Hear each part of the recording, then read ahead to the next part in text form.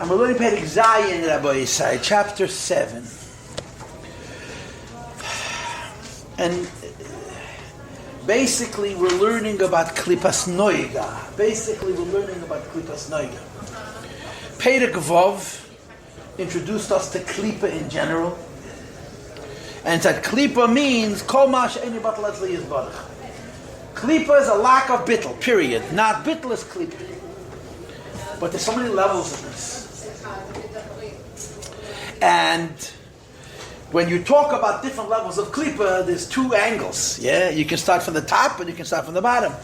The finest klippas are Greisa Chasidim who have a hergish atzmi. You understand? Klipa exists in Atzilus. Klipa exists in Bri. I told you the word from the Mittler Rebbe. The 12 Chasidim that I told you the story, I'm sure. That the Psach came to the Mittler Rebbe and he complained to the Mittler Rebbe about his he feels himself in his avodah. So the middle of the day, I'm sure there's different people. A Rebbe doesn't say generic things. A Rebbe says personal things. And apparently this chassid needed to hear this, and there was a keli for it. But he told them a whole mushal. When the Eibush created the world, the Eibush created Yetzer Hara. I don't know it correctly, but I know the Teichen. I don't know how exactly it works. It's written in Svarim from Chassidim, maybe from the Mendel. And it's hard to say to the Eibush, people are going to curse me. I'm the bad guy. No, the Nachash. The Nachash Akadmeni. The Nachash, the serpent. And the Nachash says to the Eibush, you're giving me a task that everyone's going to hate me. So Eibush says, don't worry, no one is going to know who you are. Okay, so the Nachash comes into this world. He gets Chava and Adam to sin, and then after that, his cover is blown. So the Nachash runs back to the Eibishter and says, Rebbe, you Eibishter, until now, now everybody knows who I am. Okay, we're going to change your name.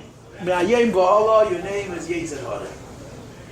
So he says, but everyone's going to curse. No one's going to recognize the shape. Anyway, Yetzer Hara does his work, and then something happens later on. Everyone discovers the Yetzer Hara. So the story goes with dates and events, and I don't remember them all. So okay, we'll change your name. From now on, you're going to be called Satan. No one's going to Satan. Right? The Yetzer Hara gets you to sin. The Satan goes and prosecutes. The Gemara says, Yeredu mefate, elu mastin.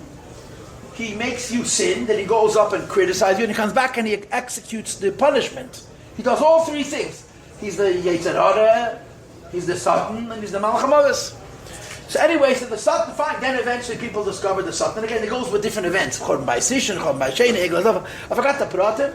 He comes back to the Eibush. Everybody knows who I am now. They're going to all hate me. No, we'll change your name. From now on, you're Malach HaMavis. Then the Baal Shem Tov came along, and the Satan complained that the Baal Shem Tov, through the avoid of Chassidus, says people know exactly who I am. So we're going to change your name to Yesh. Then it came to Alter Rebbe, and he introduced Chassidus Chabad. He says everyone knows about a Yesh, so they changed his name to Hergesh HaYesh, just the feeling yourself. And the Mittler Rebbe told us also, but you should know that the Nachash Akadmeni and the Yetzer Hara and the Satan and the Malach HaMavis and Yesh and Hergesh Yesh, it's all the same. It's the same entity. He just has different guises, different dress. So Klipa exists in many worlds. And in our conversations, we went first from the top down. That's how I tried to present it. And then in Tanya, the Alter Rebbe goes from the bottom up. There's two madregas in Klipa. There are three klipas that are called klipas meis legamri, and higher than that is klipas megin. I want to make a correction, by the way. I don't know if it's a correction, but I have this kunteris of, this is the latest version of Tanya right here from the Rabbi. Right? This is the Rishimis. For the last we're learning Tanya here in base Medrash Nashim Abanim 770 for the three times. The whole Lukuti Abanim Sefer Shabbanim, the whole Sharich Mun, the whole Garas Tshuva. 3 times. It's an achievement. It's a great accomplishment. And the credit's yours, Ariella. I'm all making It happens occasionally. But so I have the Rishimis. I'm carrying this around, but I'm using this now. This is called Lekutei Amorim Tanya and Lekutei Perushim Besifrei V'Kisvei Rabbeinu Nisiyenu. It's a later version of the Rishimis. It's really well done. It's something that the Rebbe wanted way back when, and I don't have time to give you the long version of it, but you have on every shtickle Tanya Chassidus from all the Rebbeim. I mean, it's obviously dominated by the Rebbe. Because no Rebbe spoke like our Rebbe spoke. The Rebbe spoke and spoke and spoke and spoke and spoke. But I told you something which here the Rebbe writes different. I told you that when you learn the Tanya and you learn about Sholosh Kibbutz Atmeis Legamri, there's no difference whether it's the Raisa or the Rabbanon, whether it's rabbinic or biblical. I'll tell you what that means. There are certain things that are always awesome. Right? Treif for food. The chazer is treif. Yeah? Some things are minatayra mutter. The Torah permits it. The Chachamim made it awesome. When the Chachamim bring an Isser under something which was originally mutter, is it klipas nega or sholosh kibbutz meis legamri? You understand the question? Is it klipas nega or sholosh kibbutz meis legamri? On the one hand, when the Eibishter created it, they got chayes from klipas nega. On the other hand, the Chachamim came along and they said, yeah. And in Tanya, in a number of places, the Alter Rebbe says, when he talks about the sholosh klipas atmeis v'rois legamri, or klipas atmeis v'rois legamri, he adds the word derabonon. So when I taught it to you, I told you that this is a raya that even things which are also derabonon get chayes from sholosh klipas atmeis legamri. This morning I was looking back and I saw the Rebbe has a note based on a sikha, of course, where the Rebbe says that no. That things which are awesome midiraisa is klipas tmeis v'rois legamri. Things that are awesome midirabonon are klipas tmeis v'rois legamri to you. And I spoke about this either last week or 2 weeks ago. I'm really repeating this because I'm correcting myself. This is out of order. I'm pushing correcting myself. And I told you this at the time, that in London, you see the Rebbe's footnotes in Yeshivish, the world of B'nai Torah, learn Torah, one of the biggest discussions is that Isurim, there's two kinds of prohibitions. The prohibitions of the Torah, and then there's the additional enactments and prohibitions that the Chachamim added. And the classic commentary on this would be the following: that something which is also min ha-Torah is a isser cheftzeh. Something which is biblically prohibited, it's not only that you're not allowed to eat it, it's bad. Something which is awesome, midirabonon, is called an isser gav. It's not bad. It's bad for you. And the Rebbe brings that here. And he argues that things which are minatayra kosher and midirabonon asur, they're not getting life from sholosh kibbutz atmeis legamri. They're getting life from klipas nega. When you eat them, when I eat them, because since they're also for us midrabanan, in relationship with us, it's sholosh kibbutz atmeis v'rois legamri. And the Rebbe brings even a more extreme example: chametz on Pesach. Chametz on Pesach. It's also been a Torah, but it's chronologically specific. Before Pesach you're allowed, after Pesach you're allowed, on Pesach you're not allowed. So the Rebbe says, even when it comes to chametz on Pesach, which is also been a Torah, something which is sometimes mutter and sometimes also, you have to say that it lives from klipas nega. And in relationship with the person at that time, it becomes sholosh kibbutz atmeis legamri. I just have to say this because this is a correction of what I said either last week or the week before. So can I ask you? So if it's also with the Rabbanon, can Rabbanon later nullify it when the time calls for nullification of that item? That's a basic halacha. Any inyan which is midirabonon, the Chachamim could overturn. And the rule is you have to have a Sanhedrin which is God b'chochma b'minyan, which means it ain't happening till Mashiach comes, basically. Yeah. But I mean, listen, you say to me, Shet in a medrash, Asido Chazir Litoher, and the Rebbe learns that this medrash is a halacha. The Rebbe doesn't learn it as an Inyan Ruchni. The Rebbe has a whole sikha where he explains what it means. And Chazir, if no one's going to say, he said the Rabbana. But Chazir is also midiraisa. Yeah, it's one of the four Tmeis that the Torah lists by name. The Torah does not list all the treifa animals except for four. The one that are half kosher, that have one of the two simonim, either split hooves like a Chazir, or have two they're cut like the other three, the shofan and the nevis and the gomel. And the medrash, it's not like it's a medrash. Asida Chazili Toy, and the Rebbe brings it as if it's an inyan in Allah, which is a midiraisa. One of the nuances that the Rebbe brings is when the Alter Rebbe, and I talked about this last week, by the way, I mentioned this in the Shir, that the Alter Rebbe does not mention anything from Sholosh Klipas Atmeis Legamri in Daimim. The Rebbe says, non-Yidin lahavdul, right, who are not Chassidim Mitzaylim, are Shosh L'Meis L'Gamdi. Today for animals, are Shosh L'Meis L'Gamdi. Today for plants, like Orlo, it's Shosh L'Meis L'Gamdi, but he doesn't say today for Doimim. The Rebbe asks why. And the answer that the Rebbe gives is because the Alter Rebbe only wants to list such things that are this way made Korah, from their inception. And there's no such thing as a diamond which is naturally Klibas Meis Legamri. Now, but then you take a piece of gold, you make it into an Avodah Zarah, so you made it. But in the world that God created, there's no such phenom. In the world that Hashem made, there are things that from the beginning of time are Klibas Meis Legamri in Tzemech and Chayim Adaba, but not in the... Music is a man-made creation to start with. So you're right away in that gray area. Before you even go out of the gate, you're in that gray area. In other words, if taking a piece of gold and making it into an Avodah Zarah, the Alter Rebbe doesn't want to list it because it's not naturally today. If it becomes today, so then you go into this whole question of when somebody makes something which is kosher today, how today is it?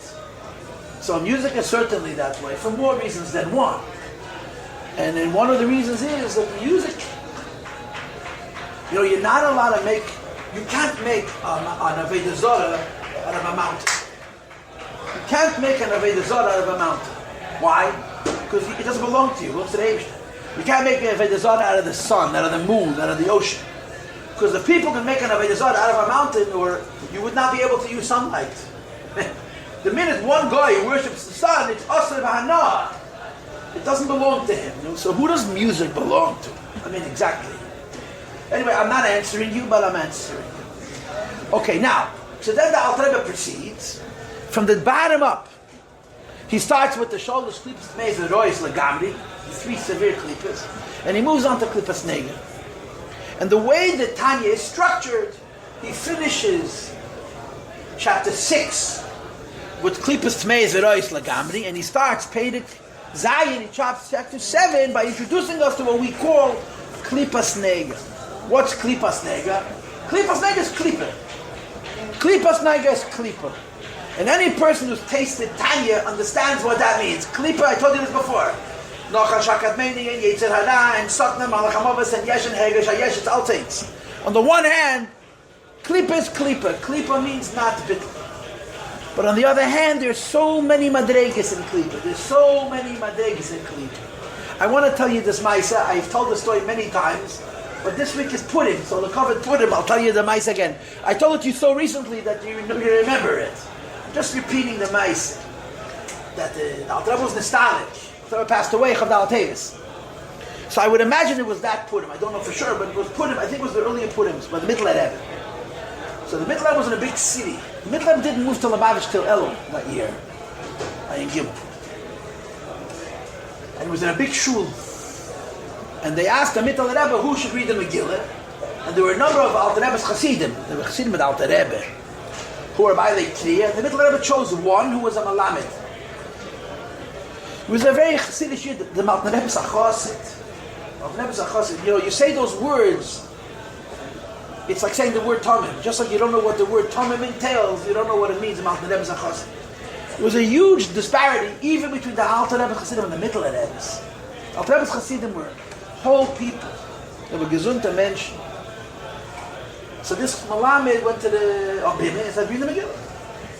And in the Megillah you have a lot of highlights. The Megillah is full of very delicious psukim, or powerful psukim. And one of them is that the Haman shows up in the 5 in the morning, and the Achashverosh cannot sleep. And he says, Mi bechotzir, who's outside? And they tell him Haman. So he says he comes in. So when Haman comes in, Achashverosh says to him, Lemi ma nase ba'ish asher hamelech chofetz bikar. What should be done to an ish, to a man that the king wishes to honor? And the next pasuk is amusing. It's a thought. Vayemer Haman believe. Haman says in his own heart, Lemi yachbeitz hamelech laseis yikar. Who would the king wish to give glory to? Yesemi many more than myself. And then of course, so Haman gives Achashverosh a description of the honor that he wants. And Achashverosh says, not bad. Do it all to Mordechai Yehudi, and the rest is history, of course. So you have this pasuk. It's amusing. Haman is thinking. Haman thinks to himself, who would the king wish to honor more than I? So this was a Chassidish Malamed, the Rebbe Chassid. So he shouted, Fair Klippa, in the middle of the Megillah, Fair Klippa. What's Klippa? Klippa is me. Klippa is me. Ani. So again, the Hemshech HaSipur is that the Mittel Rebbe fight got to spoil this. But the Mittel Rebbe, you are not allowed to show any external emotion. And if people show the external emotion, the Mittel Rebbe was merachak him. The Mittel Rebbe is Hanhoge, and his Nesias, his Chassidim were more than the Kabbalah Moichin. Mittel Rebbe's Chassidim were full of Seichel al Ki, and they would do it. They do Isaac and Rabbi Tefillah. They were big Bali Madrege, but all inside, no emotion on the outside. So a Chassid who showed such a public display of emotion was certainly out of favor with the Mittel Rebbe. So when it comes the next day, you read the Megillah again. So they were waiting for the Mittel Rebbe to send a different Malkedah. They knew for sure that a Chassid who could show such a spoilus, the Rebbe is not going to Chabad Chamal that tell the Maisa. I told you the story a few years ago. There's a sefer which is called Avnei Chen. Avnei Chen is about Mishpachas Chen. I can't describe how special this family is. Half Lubavitch is Mishpachas Chen. Mamish. Half Lubavitch. Half of a Nash is Mishpachas Chen and Lane. And they had in this family, going back to the Alter Rebbe's times, giants, some of the greatest Chassidim, yeah? And one of them was the Radatz, the David Hirsch-Chen. The Rebbe called him Hirschel the Rav. The Radatz Chen, he was a Chassid from Tzemach Tzedek, he was a Chassid of the Rebbe Marash, he was a Chassid from the Rebbe Rashab, and he passed away during the season of the Frierdiker Rebbe in 1926, Tofresh Peivav in Yerushalayim. So the Radatz Chen would daven in a shul, Ba'ariches. Nobody was in the room, the door was locked. Over Fakstein and gucken vom Fenster. They would watch him daven. Rabbi Jacobson, Rabbi Jacobson says in his biography, I once had the chus to watch the Radatz. Oh, you say tzaddik. Rabbi Jacobson, I never met him. I read his writings. He was not a complimentary man. He was a very critical man. Very sharp, so Russian, so Chabad. But he says, I had the chus to watch Radatz daven. And he calls him a tzaddik, Radatz. So the story was, they were watching through the window, and the Radatz was in the middle of davening, and he fell on the ground, the pitcher dive in the ground. He collapsed. He fell flat on the ground, face up. So he was a big thud. They opened the door, they ran in, and his eyes were open, his face was fire. He was in a different world. He wasn't eating chalish, he was in a different world. So this got back to the Rebbe Rashab. You understand that the Radatz was almost the same age as the Rebbe Rashab's father. He was born in Tofresh. He was 6 years younger than the Rebbe Marash. A kid said, so the Rebbe Rashab heard that the Rebbe Rashab was 21 years younger than the Radatz. So it got to the Rebbe Nishmasei that the Radatz, mitten davening once, he had such an experience of Afshotas Agashmis, and everyone caught him. So the Rebbe Rashab's response was, you understand? I thought he had a greater mind. So you hear such stories. We're not in that world. The Rebbe Rashab said about the Radatz, you understand? This is an underzach. So the Chosr of the Alter Rebbe showed such a spoilers. So they were sure that the Rebbe is not going to let him go to the Mittel Rebbe. He's not going to let him to go to the Bima to read the Megillah the next day. So he came in the morning and the Mittel Rebbe said, no, you read last night, read today. Again. Which was a surprise. And after the reading of the Megillah, the Mittel Rebbe says to Chamini Yisrael to give him Megillah geld. It's a Jewish custom to give him Megillah geld, and he put on a golden erendel, a gold coin. You know, what's an ounce of gold worth today? $1,500, $2,000. He put on a gold coin. What's Megillah geld? So Chamini Yisrael, you pay the Valkyria. I remember as a kid there was a plate, Megillah geld, and the money went to the person who read the Megillah. At least that's how it was supposed to be. It's a minute to give Megillah geld. A minute Yisrael, so you pay a shatchen is geld. You pay Megillah geld. You don't want him to own your Megillah, so you pay him for it. I don't know, Mrs. Baginowski. Okay. Your husband is a Rav, made a Rav for 50 years, and you're asking me kashas. Anyway, so in the middle of put on a golden handle, anybody who had money had to put on a golden handle as well. There were 100 Vidim, there were 100 rich Chassidim in that assemblage by that Mikra Megillah, and everybody put on a golden handle. The man became rich in a day. He became rich in a day. And the Mittel Rebbe said that the truth is I should not have let him go to the Bim, to Lane, because he's showing too much spoilers. So why did I let him go? He said because he was a Malamed. You understand? By Chassidim there were five. In every city there were five big personalities. And in Chassidish Shtetl there were five big personalities. There was the Rav, there was the Sheikhit, there was the Mashpia, there was the Malamed, and there was the Gvir. Five personalities. Yeah? Nobody went to the Rebbe because no one could afford it. Five Hasidim is to visit the Rebbe: the Rav, the Sheikh, the Gvir, the Malamed, and the Mashpia. And of the five, the biggest Chassid was the Malamed. You understand? The Malamed, they taught kinder Alabeis. Some of these Malamedim knew Kol HaTeira Kula, and they were Alabeis Malamedim. That you do, Asip and Tzemach Tzedek. But anyway, so the Mittel Rebbe said, I should not have let him go. But he had a bracha for the Alter Rebbe, for my father, for Ashiris. But the guy is a poor Mechalkel Chaim B'Chesed. He doesn't know how to make a keli. So you have Ashiris, make a keli. The Rebbe once told him Malamed, how was a Malamed get keli for Ashiris, he'd buy a lottery ticket. This guy wouldn't even buy a lottery ticket. So the Mittel Rebbe said, I wanted my father's bracha should be Mekuyin. So if I cooked, I overlooked his spoilers, and I made sure that he should get his Ashiris. That's the story. Anyway, getting to the point. Yeah, the Alter Rebbe, it's a story about Klippa. Yeah, yes, Klippa has the highest madrigas. But in Tanya, the way he presents it, he starts from Sholosh Klippas of Meis Nagamri, and he moves on to Klippas Nega. Klippas Nega is Klippa. In other words, on the one hand, there is no grades, there's no shades. Klippa and Kedusha is black and white. Kedusha is bittul and Klippa is not bittul. But when you're speaking within Klippa itself, there are huge grades. There's many shades. There's a Klippa which is called Noiga. Noiga means a light that's dimmed, that's far away, like a distant star. So that's what Klippa's Noiga is. It's a Klippa, it's not bottle, but there is light there. It's redeemable. So the Alter Rebbe said, what comes from Klippa's Noiga? The Nefesh Abahamis and the Guf of Ayid. And again, the Chassidim Asayim, this is what the Rebbe says, also have a Guf from Klippa's Noiga, kosher the animals and kosher the plants. And then the Rebbe moved on. When a Yid lives his life, and he does things, so obviously he can do mitzvahs. Mitzvahs are good, yeah? And he can do Avedas. Avedas are bad, yeah? And then he can do stuff which is neither mitzvahs nor Avedas. The actions of a Yid which are neither mitzvahs nor Avedas, are they Klippas Nega, are they Kedusha, the Sholosh Klippas. And basically what the Alter Rebbe says, when it comes to this category, Kavona is a criteria. Kavona, intent. How you engage with the world in the realm of Klippas Nega determines if it goes up, or it goes down, or remains in the same place. You know what, let's read it again. Okay, let's do what we do best. Repeat ourselves. Okay? So we're going to start, I'm going to start on page Yud Aleph. Okay, I'll go back a little bit. אפשר לעשות הכל. השאלה היא שאנחנו נמצאים בגולות, אז אחרי שכופל ומחופל. Starting 4 lines into the Pedic of Tzalachis. Okay? 5 lines into the Pedic. V'chein. In addition to there being creations that get life from Klippas Nega, there is also the life in the actions of a Yid. You see?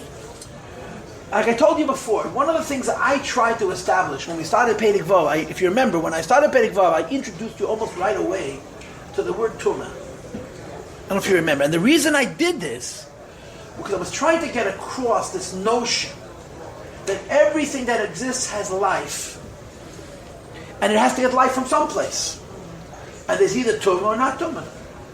Tumah is not bad. Tumah is just not good. That's the difficulty. That's the rub. Yeah. So not only do things have an neshama, actions have an neshama. A person does something with energy, with life, with light.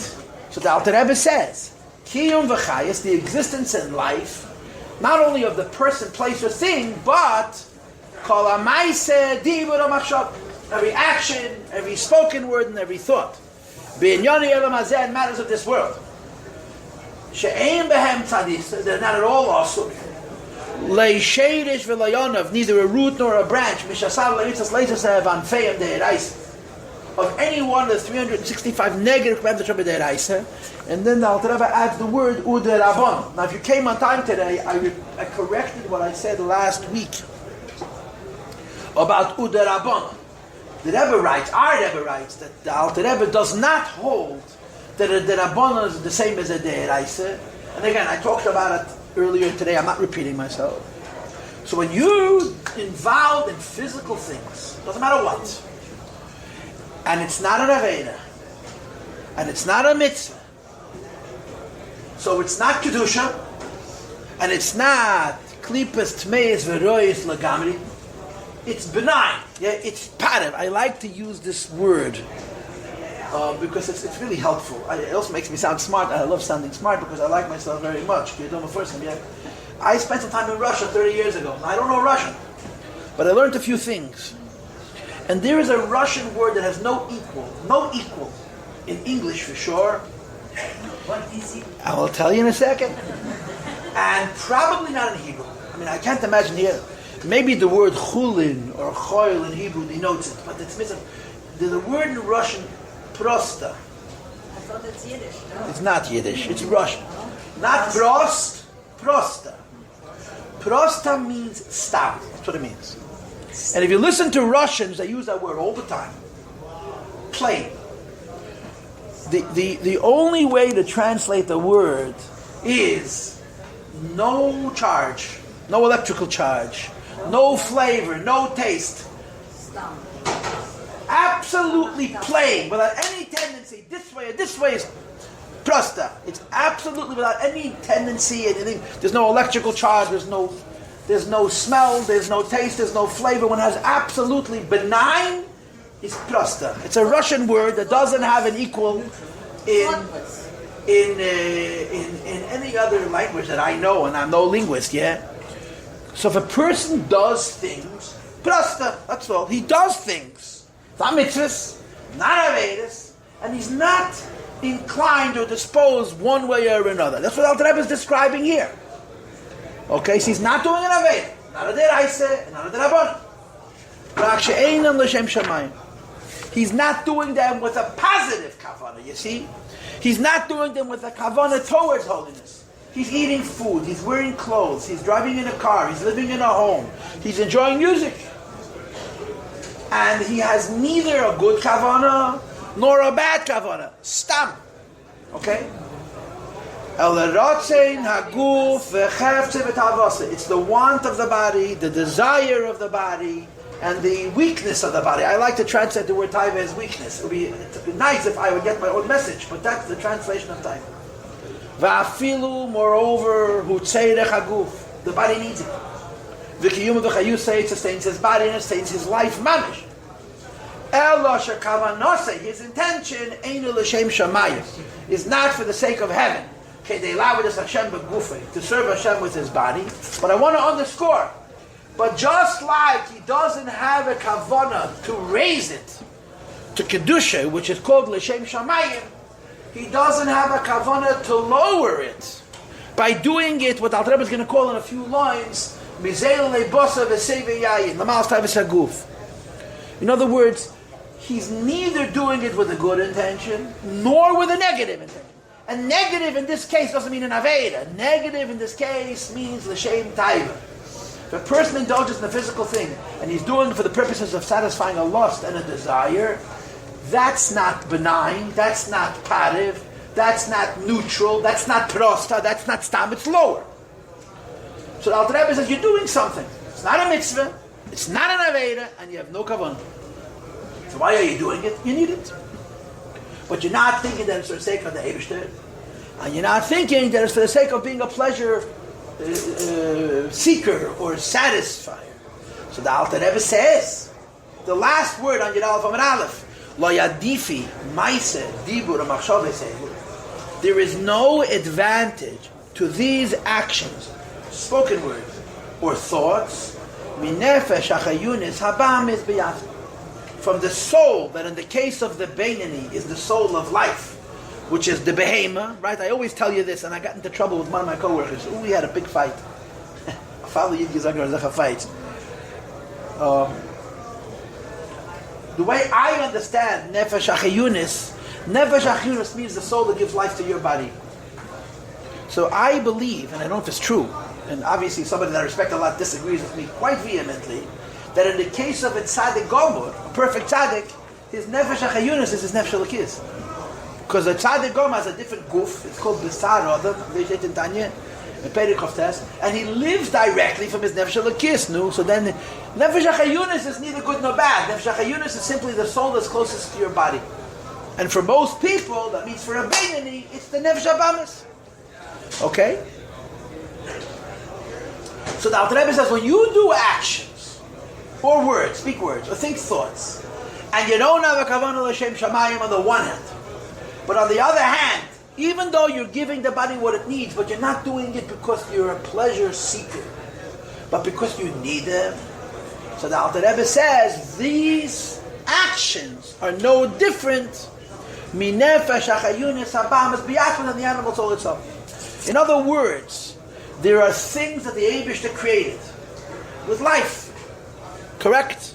There's nothing the Eibishter created in this world that doesn't have life. And again, if you've been following the train of thought that we have been doing over the last few weeks, and I torture you a little bit, and I torture myself also a little bit. There is an exception to this rule, which is called nisyonos. If you remember, I told you, nisyonos have no chayes whatsoever, which is why there's no bidud in the chet, only in the gab. But I talked about this at length. But azoi, everything that exists has life. Just like everything that the Eibishter created, what are they called in English? A noun. What's a noun? A person, place, or thing. The Eibishter created things, the Eibishter created persons, the Eibishter created places. Every one of those beings, every one of those things has an neshama. And it's this kind of nefesh or this kind of nefesh. And if it's kedusha, it's from the kus. And if it's ra, if it's an aveda, it's from sholosh klipas at meiz v'rois lagamri. And if it's neither, then it's from klipas nega. So the Alter Rebbe says, just like it's true of things, it's true of activities, of actions. Right? To use a yeshivish term, malachas. We do things to change this world from the Eibishter made it. The moment we start acting, so we're affecting a change in the world, we're affecting a change in ourselves, and affecting a change in our environment. He says, just like the thing is living from klipa, the action is also living from klipa. And he adds, v'akel, kasher, akel, all of the above. And all of the above is basically two categories. Category number one, the things that the Eibishter created that are kosher and mutter, that live from klipas nega. And category number two, the chosen actions or spoken words or thought deliberations of a person that are prosta, nishtahin, or nishtaher, they're not l'shem shamayim, they're not l'shem taiva. All of this has life. And the Alter Rebbe continues, nishpa v'nimshach, it flows and it draws life. And again, remember the key, if it doesn't have life, it doesn't exist. Mi madrega hashenis shebe klipa v'siterach. From a higher step, in klipa v'siterach. And of course, as I explained it to you, and again, I may be wrong, but this is how I taught it to you. That we start the sugi of klipa, you come from the highest klipas to the lowest klipas. And you continue in the sugi of klipa, the Alter Rebbe starts to talk from the lowest to the highest. He starts off with klipas meiz v'rois lagamri, and he rises towards klipas nega, which we're currently discussing. And he calls it klipa nevius, a fourth klipa, and it calls klipas nega, which is called klipa of the dim light, which in this world, and this world is called of action, that the rubei kekulei ra, it's in the vast majority or in the majority evil. Rak ma'at teiv ura b'teicha, there's a little good mixed into it. So this world, which is rubei kekulei ra, those things in it that are bad, are from klipas meiz v'rois lagamri. Those things in it that are holy are from kedusha, and those things in it that are stam, that are parasta, are from klipas nega. I just want to throw this in there for purposes of general information, that in Kabbalah it says that Elam Hazeh is Rubei Ra, this world is in the majority evil. Say for Elam HaYetzira is Mechzal Mechzal, it's 50-50, half and half. And Elam HaBiyah is Rubei Teiv. That's the Lashon. But the Rubei and Kulei and Miyutei, these are all words. Klipa is Klipa. Okay, Sofkos. And the Alter Rebbe says, Shemimeno, because there is good mixed into the bad, from the good within the bad, boys meet the status. Come the good attributes, from the animals. And if you remember last week's class, we spent half a class on this bracket. If you were here last Sunday, we spent half a class on this bracket because I told you something as a commentary on Perek Aleph, because I didn't tell it to you at that time. If you remember last week's class, I talked about the idea of Midas Tevis and Nefesh Abahamis. How could you have Me'az Yetzei Masik if the Nefesh Abahamis is Klipa? How could the Midas Tevis? And of course the answer cannot be that you're doing the Midas Tevis L'garmayu for yourself. That's Klipas Roitz Meis L'gamri. Midas Tevis has to be Toiv Shebetoiv. So if you remember last week, I gave you this whole pilpul about Toiv Shebenig and Ra Shebenig and Sur Me'ran. I don't want to repeat last week's class, but we talked about this idea that in Klipas Noiga there's even good. Good means altruistic good, real good. He and Klipas Noiga is Bechinam U'Matas, it's an intermediate state. Ben Sholosh Klipas Atmeis L'Gabe, between the Klipas which are totally Tomei and totally Ra, which he started talking about at the end of the previous Perek, U'Bei Bechinas Amadei Gizak Kedusha on a level which is called Kedusha. So even though in general it's two things, Kedusha or Klipa, specifically there's a lot of madregas of Klipa. The first Klipa is an El Matzilas. And like it says in the Hasidus, that the Klipa El Matzilas can't find himself a place, so he hides in El Mabriya. The Klipa of Matzilas hides in the Klipa of Briya, and the Klipa of Yetzirah, and the Klipa of Asiya, and the Klipa of Asiya Agashmis. And of course the lower you go, the stronger the Klipa is. The Rebbe says in one of his footnotes that in Kedusha the Seder is higher is Atik, and then is Arich, and then is Chochma, and then is Bina, and then is Zon, and then is Malchus. And the Klipa is Faked. The deepest Klipa is the lowest. And it gets less and less Klipadik as you go up. It's all upside down. So this is in Elam Hazeh, it's a higher Klipa. It's a Klipa which is called Neg. So the Rebbe now says, V'lachein, and therefore, by the way, for those who care, this is where we stopped last week, okay? And accordingly, Pa'amim, this Klipa, which is called Tmeyes and Rois Legamri, yeah? Occasionally, V'lachein, and therefore, Pa'amim, occasionally, Shehi, that this klipa called nega is nechlales v'sholos klipas atmeis, can be included, can descend, can fall into the three severe klipas, bracket which costs a Beit Chaim, Sham HaTesach, Peidal B'Shem Hazeh, U'pa'anim, and occasionally she nechlales v'yoyla, that it's included and raised up, b'bechinas u'madregas HaKedusha, in the categories, in the step of Kedusha. Klipas nega is fluid.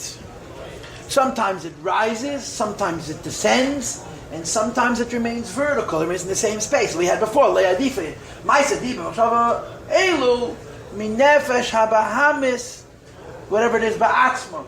Right? If you do things. So klipas noiga is interesting. How is it interesting? Because there's two parts to klipas noiga. There's two parts to klipas noiga. One part of klipas noiga is what Hashem made. Hashem made kasher animals, the goof of a yid, nefesh habahamis of a yid. And again, I'm going to say this again. The nefesh of Hamas of a guy who is a chassid yom ha'selah, it's klipas noiga, and the plants that are kosher are klipas noiga. All of daimim is klipas noiga. So they've made it. But then there's something else. What we do, or we say, or we think. The minute we get involved in klipas noiga, kavana plays a role. Kavana plays a role as it relates to us. But Kavana even plays a role as it relates to the thing. I'm eating food, I'm wearing clothing, I'm driving a car, I'm living in a home. I'm sitting on an airplane. Our involvement in the physical world, if it's treif, it's treif. And you're going to see how treif is in the beginning of the next Perek of Perek Ches. But if it's not treif, Kavana makes a difference. How a person partakes of the world determines whether it's holy, or it's prosta, or it's unholy, anti-holy. If the kavanah is l'shem shamayim, it becomes poshet kedusha. If there's neither a good kavanah nor a bad kavanah, it remains where it was by itself, that it's still klipas nega. And if there's a negative kavanah, then it's yedid into sholosh klipas atmeis l'gamri. Okay, now the Rabbi explains. The hain. And again, I want us to have a certain sense of order in our own minds. And the order is, and I'm saying this the second time, in shalosh klipas atmeis l'gamri, kavanah don't make no difference. You ate treif of food, you thought it was kosher, you ate l'shem shamayim, it's like having rocks in your stomach. You can't elevate it. As they say in Tanya. Only klipas noiga, because it's not only klipa, it's also noiga, it's teiv mu'urav b'seichad is good, even if it's a little mixed in. The kavanah, the intention, determines what happens to the klipa. If you have a good kavanah, it goes up. If you have neither a good kavanah nor a bad kavanah, it stays where it is. If you have a negative kavanah, it falls. And he articulates it. Okay? The hainu this means. Kishatev hamu'urev bo. When the good, which is entangled, which is intertwined in the klipa, nizbared mehara. What does the word nizbared mean? Who knows Hebrew? Nizbared.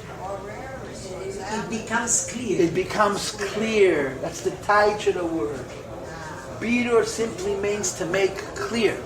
Most of the problems in life are not hardships. They're uncertainties. That's why you say in Simcha Katoras Hasfekis. Amalek is B'gematria Sofik. Right? So, Birur simply means clear. That's all it means. Clear means I know what's good and I know what's bad and it ain't confused. That's all Birur means. Because the reality of this world is called ta'aruvis, an entanglement, an ois mishu. Right? There's a lashon and a yem, right? This elam hazeh is a mix. Ginunish ala kadosh baruch hu, I forgot the lashon of the yem, it's a ta'aruvis. And it says in Sefer L'Kutei Deburim, Mastama has a mock in earlier Sfarim, but it says in L'Kutei Deburim, ein teiv b'li ra ve'ein ra b'li teiv. The problem with this world is not whether it's good or bad. Repeat this sentence. Ein toiv b'li ra ve'ein ra b'li teiv. There's no good without bad, there's no bad without good. It's all a mix. There's good every place, and there's evil every place, and it's confusing. Birur simply means disconfused. Unconfused, as a verb. When you have clarity. Clarity means this is good and this is bad and this is good and this is bad. That's the meaning of the gesund. When I clear a cup, when I reine Herz, when I sag nachas von den Kindern, ich sage mit dem Tevin. Es geht zusammen mit uns alle Menschen, Mashiach said, yes. Amen. Well, you're sweet. Okay, I don't know about that, but I don't mind. I don't, free compliments are magna, yeah? But Nizbare means machen klar. You understand? People confuse the words. Birurim doesn't mean to elevate. Birurim simply means to put in its place. You go into a mine and you take out all of this stuff. It has names, alloys, I don't know all the fancy words. And then you bring it into a room and you break it apart. And this is a precious stone, this is a semi-precious stone, and this is a piece of junk. You understand? And when it's all globbed together, it all has value. And when you break it all apart, it's borrowed, it's cloth. This we're going to save, this we're going to hide in the safe, and this we're going to throw out on the sidewalk because it has no real value. That's what the word birur means. Sumach and cloth. To make clear. Now, once you make clear, it's v'gei v've'ele. When good and evil are disentangled. And what's good is separated. And what's evil is separated. The moment they're separate, the evil is junk and it goes in the garbage. And the good, when it's clear, it strengthens itself and it ascends. V'nichlal b'gedusha, it becomes included in holiness. I remember as Yeshiva Bacher, our mashpiyim from the Tzelna Maise. It's a very serious, real story. What was the story? So, of course, you will know that Yeshiva's Temchat Pimim in Lubavitch was basically a yeshiva run by Rabbeim. I shudder when I think about it. Temchat Pimim in Lubavitch was a yeshiva run by a rebbe, not by a big chassid. Of course, by a rebbe. The rebbe, the Friedrich Rebbe, a yeshiva run by a rebbe. There's no sheker by a rebbe.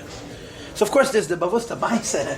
There was a Yida rich man, he was a big supporter of Temchat Pimim. And then he brought his own Kaddish. His own boy became 14.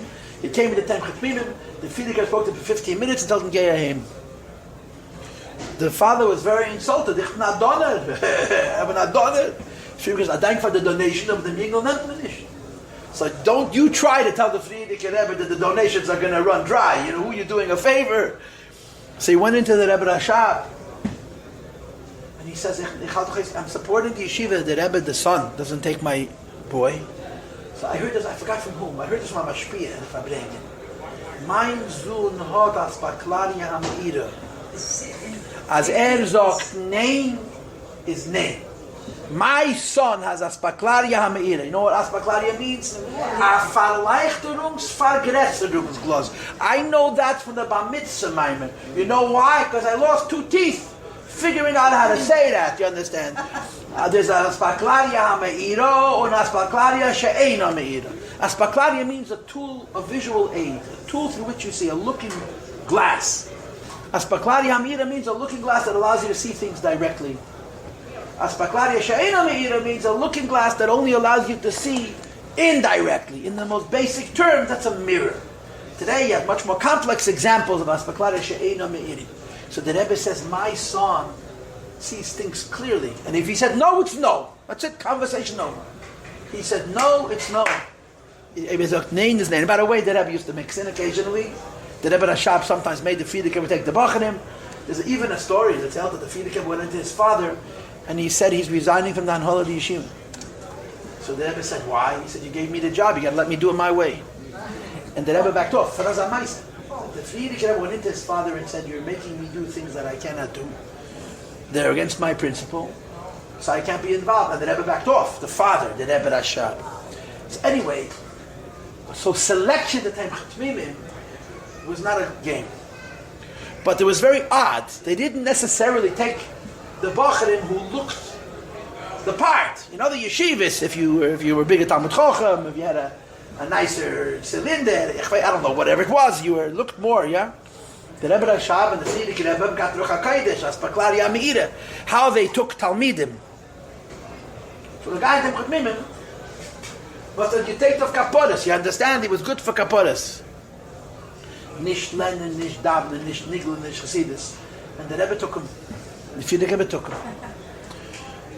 You'll hear in a minute why. He spent years at Chatmimim. He spent years in Lubavitch. Years. What did he do? He used to cut herring for Fabringen, you understand? Then he cleaned up the tables, and Mistami learned a little. By today's standards, be a Talmud Chacham Echet Mistami, yeah? But in the world of Lubavitch, he had no place. He had a good time. I'm a chayim. Anyway, he was going home. You know, in Lubavitch, what was the cutoff point? Today, the cutoff point is Shlichut. In the old country, the cutoff point was Priziv. You were drafted. And you wanted to get out of the draft. And if you didn't get out of the draft, you went home. That was the end of the story. So in Lubavitch, there was no train station, which is a story unto itself. That's a Tzemach Tzedek at Amol Gezok. In Meine Dal Amos Benicha Balabos, they were going to make a train station in Lubavitch. Tzemach Tzedek says, in Meine Dal Amos Benicha Balabos. I don't want a train station in Lubavitch. The Tzemach Tzedek wanted Lubavitch to be inaccessible. If you think about the Rebbe and the Tzemach Tzedek, different worlds. Totally different worlds. They go home, they made a railway from Moscow to Siberia, but they started from both ends. Oh. And they stopped on both sides of Lubavitch. Oh. Imagine that, they didn't run to Lubavitch. The Tzemach Tzedek says in my Dalad Amas Am Balabos, the train, so you have to take a wagon from here to here. A Maisa Eliki. But anyway, so you have to go to Rudny. Rudny was 11 Yorst. I'm assuming it's about 11 kilometers. I don't know what a Yorst is, something like that. To the nearest train. So the Lubavitch Balagola were busy going back and forth. Two Bacharim are coming back to the yeshiva after doing a fundraising trip. In the old country, the Bacharim used to raise money for the yeshiva themselves. They would travel to different places and they would ask people to support the Maisid. And they were coming back and they meet this Bachar sitting by himself in the train station, waiting for the train to go home, sobbing like the world came to an end. He was oish mensch. He was completely distraught. So they go over to him, they put their arms on his shoulders. What's the Geshem? Where is gestorben? Who died? They figured it must be his father or his mother, and he was crying. Keiner nicht gestorben. Nobody died. He was weinst. What are you crying? He says, I was in Tem Chatmimim, he says. He says it's like a kessel. You have a moshel. You have a big pot. And on the pot you're cooking a soup. And you have all kinds of things. You have bones, and you have meat, and you have vegetables. And there's a little dust, you understand? A little dust. He says, as long as it's in the soup, it's a part of the soup. Then you come to one of those little tasting wood spoons, and you put it right underneath that piece of dust, and you pluck it out of the soup, and now it's garbage. He says, I'm going home. They went through all the names of the great Tmimim. He says, where I go home, I have to be the best of Tem Chatmimim, and I'm nothing. So I'm crying. That was the story. So when they saw him leave Lubavitch, they understood why they never took him into Lubavitch. Because he didn't take anything, but he took everything. That brokenheartedness was when he took from Tem Chatmimim. The Rebbe Rayatz took him into Tem Chatmimim. You understand? That's what birur. When you separate, when you isolate, the good becomes perfect, and the bad is a non-issue. It's disentangled. Man can't sich nicht narren mehr. You can't fool yourself anymore.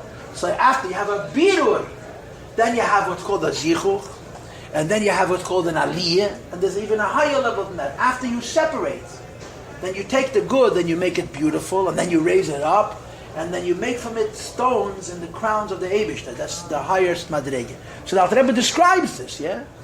Klipas Neiga, when it's used, l'shem shamayim, is elevated. Kamei derech Moshe is interesting examples. He'echel bisra shmeina, the Torah. The person eats bisra shmeina, fat meat. V'sheisha yayim mavusa, drinks wine, which is mavusa. Mavusa means tasty wine.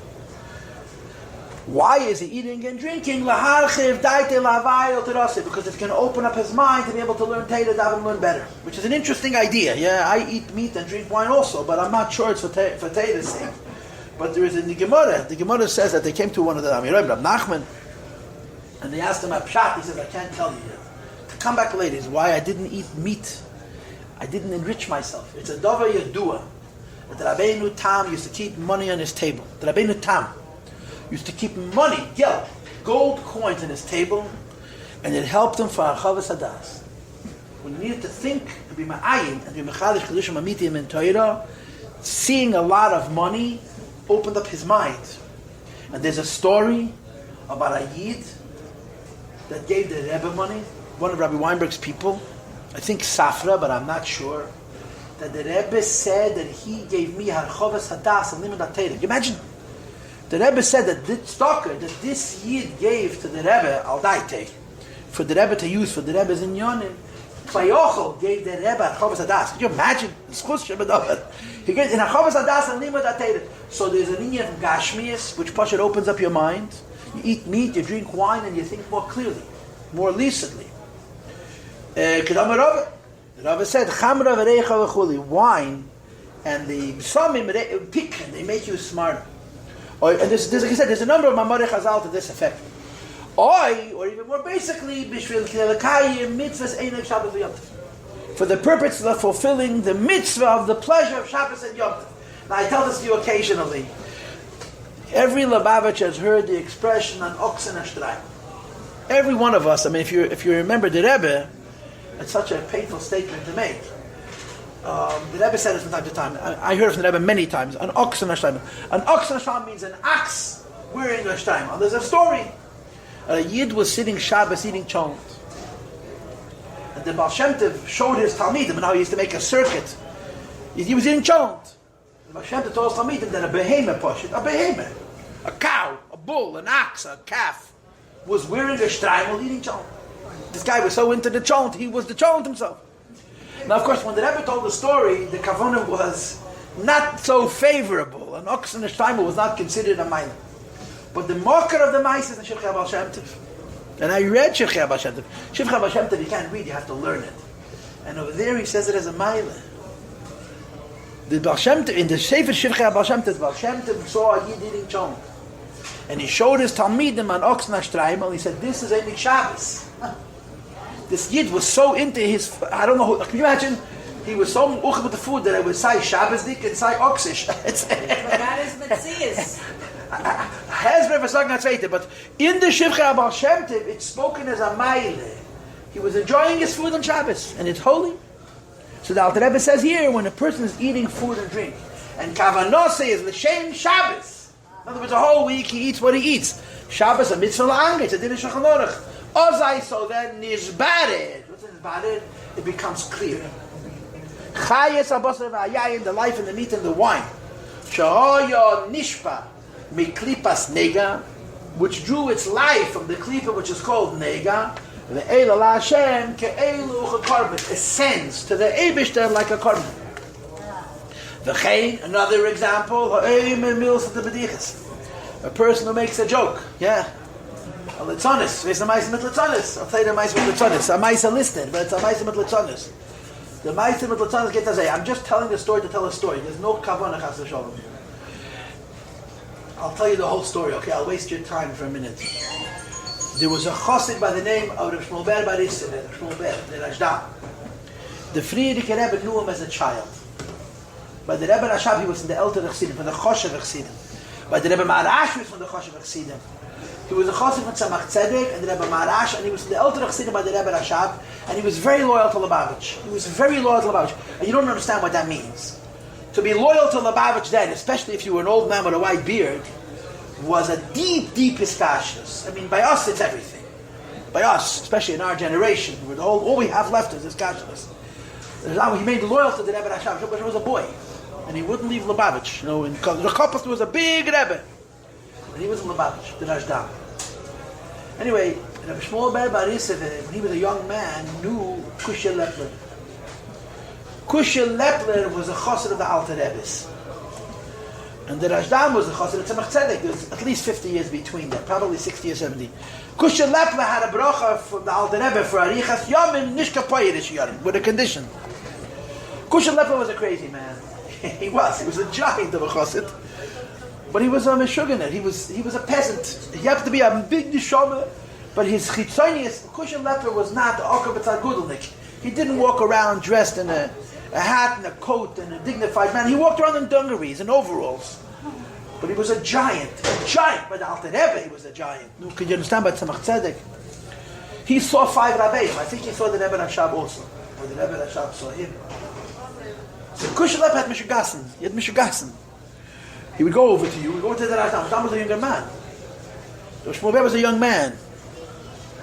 And Reb Kushya was some in his 70s or 80s. And he would take a stick, give him a clapping plate, to hit him on his neck. Was is mishveh? What's bothering me? An old chassid goes, what's bothering me?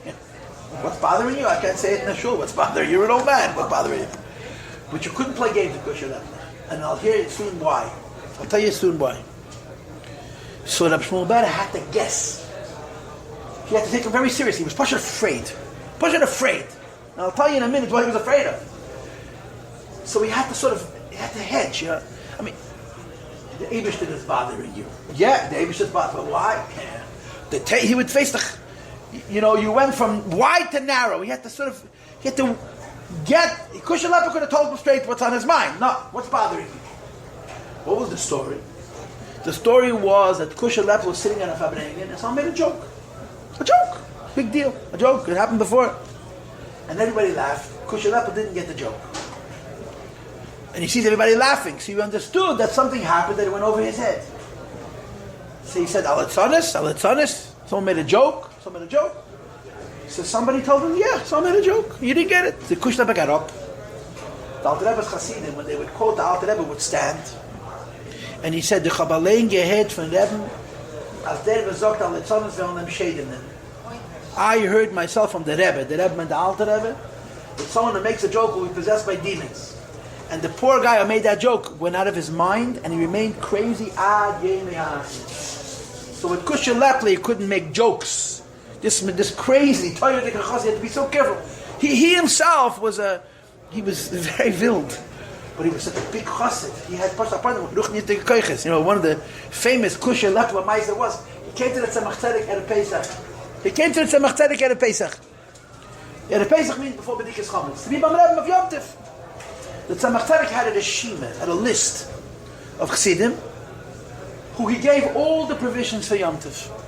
And his shamish went around to each one with like Tomchei Shabbos, like, what do we call it in Crown Heights?